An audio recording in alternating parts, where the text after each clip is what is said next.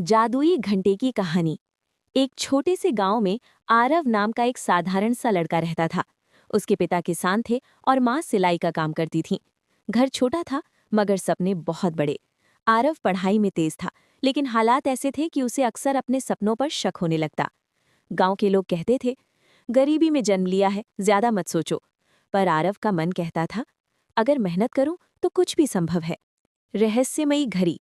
एक दिन आरव जंगल से लकड़ी बीनकर लौट रहा था। तभी उसे एक पुराना सा टूटा हुआ मंदिर दिखाई दिया। मंदिर के अंदर एक बूढ़ा साधु ध्यान में बैठा था। साधु की आंखों में अजीब सी चमक थी। साधु ने आरव को बुलाया और कहा, बेटा, क्या तुम अपने जीवन को बदलना चाहते हो?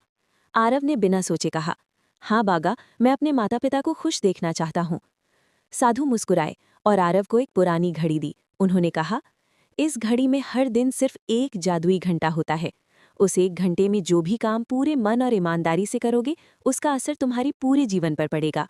लेकिन साथ ही चेतावनी दी, अगर उस घंटे को आलस, लालच या बुरे काम में गवाया तो घड़ी हमेशा के लिए बेकार हो जाएगी। पहला जादुई घंटा। आरव घर लौटा, रात भर सो नहीं पाया। अगली सुबह घड़ी अचानक चमकी।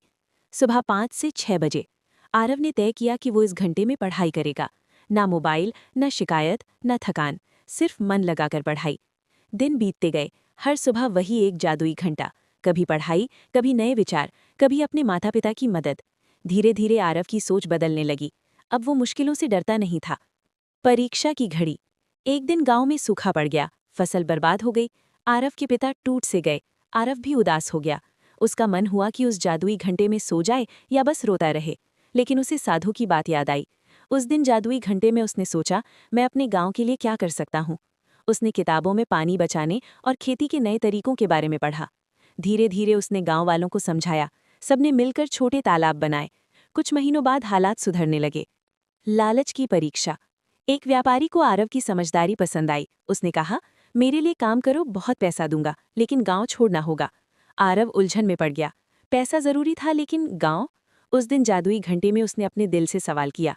उत्तर साफ था, सफलता वही है जो सबको साथ लेकर चले। उसने व्यापारी को मना कर दिया। समय का फल। सालों बीत गए। आरव ने पढ़ाई पूरी की। आज वो एक बड़ा अफसर बन चुका था। उसका गांव खुशहाल था। एक दिन वो उसी पुराने मंदिर गया। घड़ी अब साधारण हो चुकी थी। अचानक वही साधु प्रकट हुए और बोले, अब बताओ बेटा, जादू क्या था?